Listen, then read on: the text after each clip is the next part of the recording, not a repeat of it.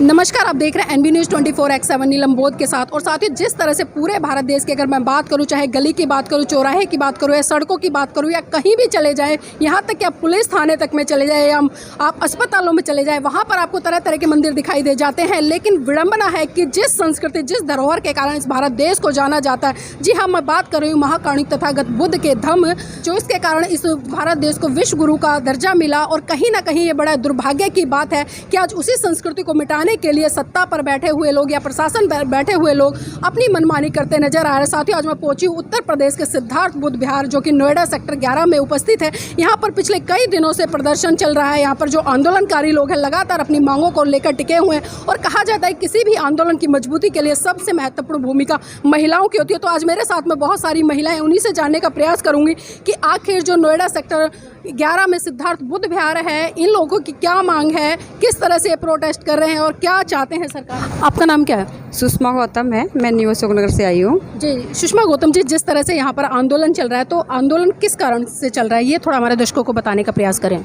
ये जो हमारा आंदोलन चल रहा है, हमारा जो सिद्धार्थ बुद्ध विहार नोएडा में है, तो इसको तोड़ने के लिए सरकार ने हमें नोटिस दे दिया है और वो कह रहे हैं हम इसको सील कर देंगे। लेकिन हमारा मानना ये है कि सरकार जो इन्होंने अन्यथा ही हमारे ऊपर जो ब्याज लगाया है वो इसको माफ़ करे, क्योंकि जब हम इसको बुद्ध की धरती कहते हैं, यहाँ पर हमारे शांति के जो दूत हैं, जो हमारे तथागत बुद्ध थे, इस धरती से हैं। हमारे जितने महापुरुष हैं यहाँ सारे हमारे इस धरती से हुए हैं। तो हमारे जो बुद्ध की धरती, जो हमारे यहाँ पर जितने भी बौद्ध सभ्यता के स्तूप बने हुए हैं, बौद्ध विहार बने हुए हैं, तो ये हमारी संस्कृति है। तो जब आप मंदिरों को इतना दान देते हो, सारी चीज़ें करते हो, तो हमारे जो बुद्ध विहार बने हुए हैं, इस पर इतना कर्जा क्यों लाद दिया, जिसकी वजह से हमें परेशानी आ रही है। उसी की वजह से हमें ये धरना प्रदर्शन करना पड़ रहा है। लेकिन हम सब शांतिपूर्ण तरीके से हम सरकार से अपील करना चाहते हैं कि हमारे जो बुद्ध विहार है, इस पे जो उन्होंने अन्यथा का ब्याज लगाया हुआ है, चक्रवर्ती ब्याज लगाई हुई है, टैक्स लगाया हुआ है, तो इसको वो जल्दी से जल्दी माफ़ करें और हमारा जो पेमेंट जो हमारी बाकी है वो हम देने को तैयार हैं अपनी। जी, तो क्या आपको लगता है कि जो सरकारें हैं या प्रशासन है, आप लोगों के साथ में मनमानी कर रहा है और भेदभाव कर रहा है? क्योंकि आपने कहा कि मंदिरों के नाम पर बहुत बड़ी बड़ी ज़मीनें दान दी जाती हैं, लेकिन बुद्ध विहार की बात आती है तो कहीं ना कहीं उसको जो बने बनाए बुद्ध विहार, उनको सील करने का काम किया जाता है। हाँ जी, तो मेरी तो यही है कि भाई हमारे बुद्ध विहारों को, जितने भी बुद्ध विहार जो भी उन्होंने लगाया हुआ है चार्ज वगैरह, तो उसको माफ़ करें और इसको जो है जल्दी जल्दी हमारे हवाले करें, जिससे हमारे इसमें बुद्ध के जितने भी हमारे मतलब प्रचार प्रसार होता है, हमारे महापुरुषों का प्रचार प्रसार होता है। तो हम अगर हमारे बुद्ध विहार नहीं होंगे तो हम कहाँ जाकर करेंगे। हमारे जो बुद्धिस्ट जो लोग हैं वो आके यहाँ पर बैठते हैं, सभी तरह के लोग हमारे आके बैठे, हमारे बहुजन आकर बैठते हैं। तो हमारी जो 85% जनता है, जब सबको प्रॉब्लम नहीं है बुद्ध विहारों से, जब हम उनके किसी चीज़ को रोकते नहीं है, तो वो हमारे बुद्ध विहारों पर क्यों कर्जा लादे हुए हैं। उन्हें पहले बताना चाहिए था ना कि मतलब ये आपके ऊपर इतना पेमेंट बाकी है, क्या देना है, कर कितना दे रहे हो, तो वो चीज़ हमें बताना, नोटिस पहले देना चाहिए था। नोटिस दिया नहीं है और आगे एकदम से कह दिया 2-4-5 महीने में कि भाई आप सील करो बुद्ध विहार को। सील करने कैसे आ सकते हो आप? हम सील नहीं होने देंगे अपने बुद्ध विहार को। तो महिलाएं इस आंदोलन में पुरुषों के साथ किस तरह से हिस्सेदारी निभा रही हैं? हम जो है जितने पुरुष आते हैं उससे ज़्यादा हमारी महिलाएं होती हैं और हमें जितना भी हो सके हम संघर्ष करेंगे। जहाँ तक हमारे पुरुष जाएंगे हम उनके साथ जाएंगे। हमें प्रचार प्रसार करना होगा, हमें बताएंगे, जितना भी हम अपने इसको बुद्ध विहार को बचाने के लिए कर सकते हैं, हम उनके कंधे से कंधा मिलाकर लड़ेंगे। हमारे बुद्ध की धरती पे जितनी महिलाएं वीरांगना हुई हैं वो आज इसी धरती से हुई हैं, तो हम उनके साथ मर्दाना हो चाहे कुछ भी, हम उनके साथ लड़ेंगे, बराबर लड़ेंगे। जहां हमारे भाई जाएंगे हम सब साथ में जाएंगे। जी, इसी कड़ी में और भी महिला मेरे साथ में, उनसे भी जुड़ने का प्रयास करूंगी और जानना चाहूँगी आज जिस तरह से आप लोग प्रदर्शन कर रहे हैं, तो क्या लगता है सरकार आपके सामने झुकेगी? पहले आपका बहुत बहुत धन्यवाद, आपके चैनल का बहुत बहुत धन्यवाद। सरकार को झुकना तो पड़ेगा ही, क्योंकि हम कोई नाजायज़ मांग नहीं कर रहे हैं, जायज़ मांग कर रहे हैं। और तो झुकने का तो मतलब ही नहीं है, हम अनलीगल उनको नहीं झुका रहे हैं। उनको सिर्फ हमारी जो जायज़ है वो हम देंगे, उससे इनकार नहीं है। उसे हम कल भी देने को तैयार थे, आज भी तैयार है, मगर उसको बीच बीच में जो सरकार को बताना चाहिए था। एकदम सो गई सरकार, क्या कर गई हमें नहीं पता। और अचानक हम जो हमारे बहुजन लोग ध्यान से ये निकल चुका था या नहीं था ध्यान में, जो भी है, अचानक इतना बड़ा ला कर रख दिया कि 4 करोड़ का या 3.5 करोड़ का दें।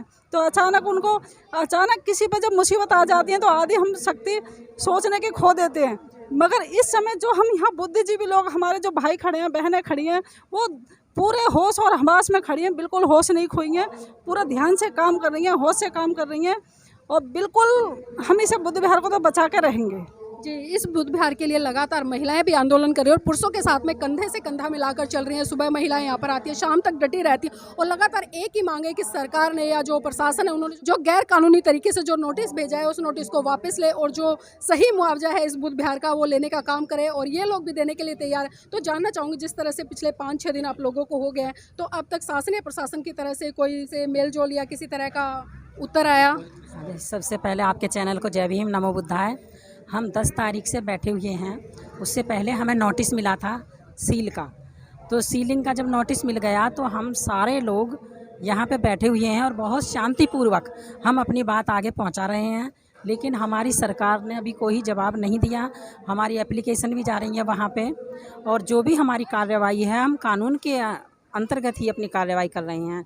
और पहली बात ये है मेरा सरकार से सवाल कि उनको जो हमारा धम्म है, बौद्ध धम्म दुनिया का सर्वश्रेष्ठ धम्म माना है, सभी ने मान लिया।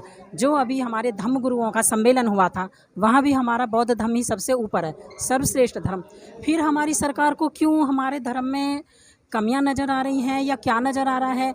अभी मैं आपको बताती हूँ। मैं यहीं न्यू कोंडली में रहती हूँ।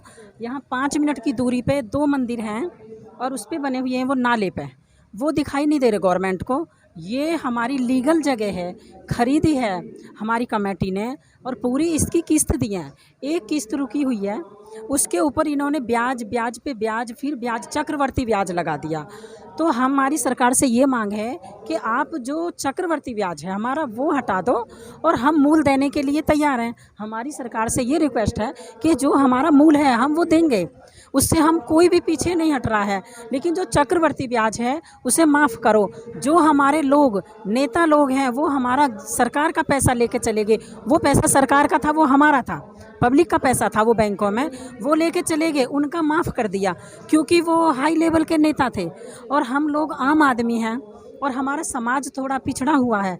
तो ये इसलिए जो हमारा समाज पिछड़ा हुआ है ये उसका फ़ायदा उठा रहे हैं। अपने लोगों का क्यों नहीं फ़ायदा उठा रहे हैं? जो इनके मंदिर हैं, मस्जिद हैं, उन्हें क्यों नहीं तोड़ रहे? जो रोड पे हैं, नाले के पे बने हुए हैं, हमारा ये बिल्कुल अंदर है। देखो नाला कितनी दूर है और कोई भी इसमें गलत काम नहीं है। और हमारा जो यहाँ पे होता है, हम हर संडे को प्रेयर होती है। आप कभी भी आके देखो, कोई भी न्यूज़ चैनल आके देखो, हमारे यहाँ कभी शोर नहीं होगा। बिल्कुल शांति के साथ हम धम्म का प्रचार करते हैं, बाबा साहब के विचार रखते हैं और बाबा साहब ने हमें इस तरीके से पढ़ाया है। बाबा साहब कहते हैं हमें कि कानूनी लड़ाई लड़ो, क्योंकि हमारे पास लठ की ताकत कम है, हमारे पास कानून की ताकत है। क्योंकि बाबा साहब अकेले कानून की ताकत से लड़े थे और उन्होंने आज हमें यहाँ खड़ा कर दिया। और आज हमारे पास दोनों चीज़ हैं। ऐसी बात नहीं है कि हम लाठी से भी कमज़ोर हैं, हम लाठी से भी कमज़ोर नहीं हैं, लेकिन हम कानून से लड़ेंगे। क्योंकि बाबा साहब का सिद्धांत था कि हम कानून से लड़ेंगे, क्योंकि हम भेड़ चाल में नहीं चलेंगे। नहीं तो देखो और पार्टियां हैं वो हर जगह लठ चला देती हैं, कुछ भी आतंक फैला देती हैं। तो हम आतंक नहीं चाहते, हम बिल्कुल शांति के साथ और अपने धर्म को बचाना चाह रहे हैं, अपने बुद्ध विहार को बचाना चाहते हैं। तो हमारी सरकार से यही मांग है कि हमारा जो ब्याज है वो माफ़ करा जाए और हमारा जो मूल है वो हम देने के लिए तैयार हैं। बस हमारी सरकार से यही प्रार्थना है। जी, देखिए इसी कड़ी में और भी महिलाएं उनसे भी जुड़ने का प्रयास करूँ, क्योंकि जिस तरह से हम देख रहे हैं भारत देश में 2 संस्कृतियों की हमेशा से लड़ाई रही है। और जिस तरह से हमारे देश के माननीय प्रधानमंत्री जी विदेश में जाते हैं तो बड़े गर्व से कहते हैं कि मैं बुद्ध की धरती भारत से आया हूँ। लेकिन हम देख रहे हैं कि बुद्ध की धरती भारत में ही बुद्ध की विचारधारा और उनके बौद्ध विहारों से युद्ध होते नजर आ रहे हैं। तो क्या लगता है आपको, ये बुद्ध विहार आप लोग बचा पाएंगे इस तरह से? पहली बात तो मेरा सभी को जय भीम नमो बुद्धाय। जो लोग आप न्यूज़ चैनल से आए हैं, से जय भीम नमो बुद्धाय। मेरा नाम वीना चंद्रा, मैं यहाँ की सिद्धार्थ सोशल एंड कल्चर की सेक्रेटरी हूँ और मैं इस रूपरेखा को देख रही हूँ। जब से हम लोग ये बुद्ध विहार बनाया है तब से हम देखते हैं कि किस तरह से हमारी संस्था वाले 1-1 रुपये इकट्ठा करके हम लोगों ने ये बुद्ध विहार बनाया। क्योंकि हमारे लोग जो है इतना अमीर तो है नहीं और हम इतने ईमानदारी से हम लोग पैसे इकट्ठा करते हैं और फिर इसकी 1-1 ईंट लगा लगा के हम लोग कहाँ से कहाँ खड़ा करते हैं। क्योंकि हम लोग जो बुद्धिस्ट लोग हैं, बौद्ध धर्म के लोग हैं, तो हम एक सच्चे और बिल्कुल प्रज्ञावादी वो हैं लोग हम ना। तो हमारे लोगों में कोई किसी तरह की कोई चीटिंग वाटिंग नहीं होती है। अब आप मोदी जी को लेके, क्या मोदी जी सच बोलते हैं? जो हमारे यहीं से जाते हैं, इंडिया से जाते हैं और बोलते हैं कि मैं बौद्ध की धरती से आया हूँ, यहाँ की मिट्टी को ले आते हैं, मूर्ति को ले आते हैं, तो वहाँ क्या दिखाना चाहते हैं? और अब जो दुनिया देख रही है, पूरी इंटरनेशनल लोग तक ये खबर पहुंच गई है, एनसीआर तक ये न्यूज़ पहुंची हुई है। क्या वो देख नहीं रहे होंगे इस चीज़ को लिए कि ये लोगों ने किस तरह से अपना बुद्ध विहार बनाया और आज तुम ही लोग इस बुद्ध विहार को गिराने के लिए कह रहे, उससे क्या मिलेगा इन लोगों को, ये बताइए। जी, यहाँ पर जो बौद्ध भिक्खु हैं या बौद्ध संस्थाएं हैं भारत देश में, कितने लोग जुड़ रहे हैं आप लोगों से इस घटनाक्रम को सुनते हुए या देखते हुए? हर रोज़ यहाँ पर कम से कम 500 लोग आ जाते हैं डेली। अभी तो कुछ लोगों को मतलब आने ही है, इन लोगों को इन्फॉर्मेशन आती है कि हम लोग आ रहे हैं, क्या कर रहे हैं आगे। बुद्ध लोग जितने भी भिक्खु लोग हैं सब लोगों को पता है, पूरे इंटरनेशनल तक खबर पहुँच गई। यहाँ से पूरी एनसीआर तक बुद्ध भंते लोग आते हैं और चले जाते हैं, क्योंकि हर रोज़ का हमारा प्रवचन होता है। ये हमारे एक रूटीन है बौद्ध धर्म की संस्कृति का कि सुबह उठना, प्रेयर करना, मेडिटेशन करना और सारे बुद्धि लोगों भंते लोगों का प्रवचन होना और सारी उपासक और उपासिकाओं को सुनना, ये हमारे एक रूटीन है पूरा। तो उस चीज़ को लेकर या तो इनको हजम नहीं हो रही है कि हम इतनी शांति से यहाँ पर रह रहे हैं और अपनी शांति से चंद रुपयों के लिए तुम लोगों ने हमारे को छेड़ दिया। किस लिए छेड़ दिया? आप जानते नहीं है कि हमारे कहाँ, जब ये आपके तो इंडिया में है, हमारे तो इंडिया से बाहर भी लोग हैं। अब वो लोग वहाँ से आ रहे हैं, थाईलैंड तक खबर पहुँच गई, वियतनाम तक पहुँच गई, सारी कंट्रीज़ में खबर पहुँच गई। वो लोग इतना मतलब क्या बोले मोदी जी, क्या नहीं बोल रहे हैं वो लोग। अब वो आने के लिए भी प्लान कर रहे हैं कि हम लोग आते हैं और यहाँ देखते हैं, क्योंकि ये जो हमारी मूर्ति लगी ये थाईलैंड वालों ने यहाँ से भेजी। इसका जो कस्टम का जो था ड्यूटी जो लगी थी वो हमारे बुद्ध विहार वालों ने उसको उसे पे करके तब हम इसको लेकर आए।